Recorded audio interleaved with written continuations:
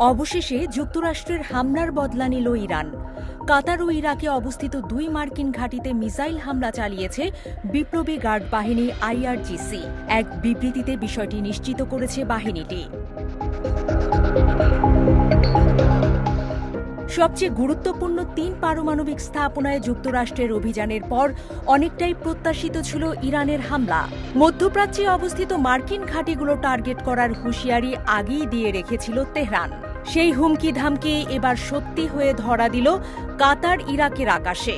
Iran জানিয়ে দিল, মধ্যপ্রাচ্যে আর সুরক্ষিত নয় মার্কিন সেনারা।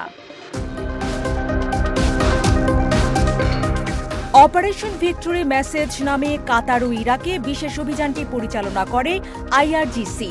প্রাথমিকভাবে জানা গেছে, কাতারের আল উদেইদ মার্কিন ঘাঁটি লক্ষ্য করে কমপক্ষে 6টি ব্যালিস্টিক মিসাইল ছুড়েছে তেহরান, যেগুলো মাঝারি ও স্বল্প পাল্লার। স্থানীয় সময় রাতে একাধিক বিস্ফোরণের শব্দ পাওয়া যায় ঘাঁটিটির আশেপাশে। তবে সফলভাবে হামলা প্রতিহতের দাবি করেছে কাতার।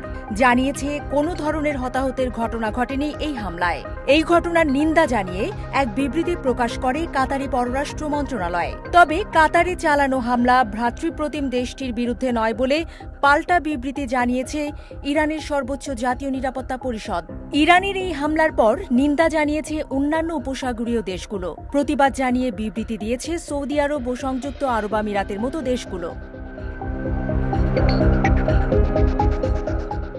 এদিকে ইরাকে অবস্থিত যুক্তরাষ্ট্রের আল আসাদ বিমান ঘাঁটিতে ইরানের হামলার খুব বেশি তথ্য পাওয়া যায়নি। হামলার সময় সচল করা হয় ঘাঁটিটির আকাশ প্রতিরক্ষা ব্যবস্থা বলে প্রাথমিকভাবে জানা গেছে।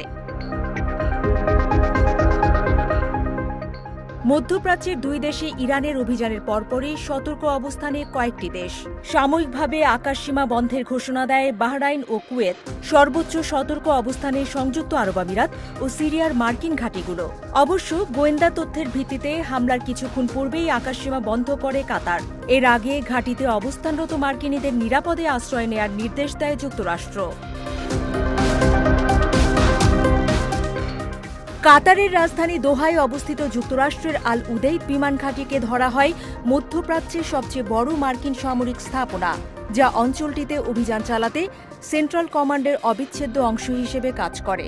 1996 সালে প্রায় $1 বিলিয়ন ব্যয় করে যুক্তরাষ্ট্রের জন্য ঘাঁটিটি তৈরি করে কাতার। 2001 সালে সেখানে প্রবেশের অনুমতি পায় মার্কিন সেনারা। বর্তমানে এই ঘাঁটিতে যুক্তরাষ্ট্রের আনুমানিক 8,000 সেনার বসবাস। মধ্যপ্রাচ্যে জুড়ে ছড়িয়ে ছিটিয়ে রয়েছে যুক্তরাষ্ট্রের 19টি সামরিক ঘাঁটি, যেগুলোতে অবস্থান করছে 40,000-এরও বেশি মার্কিন সেনা।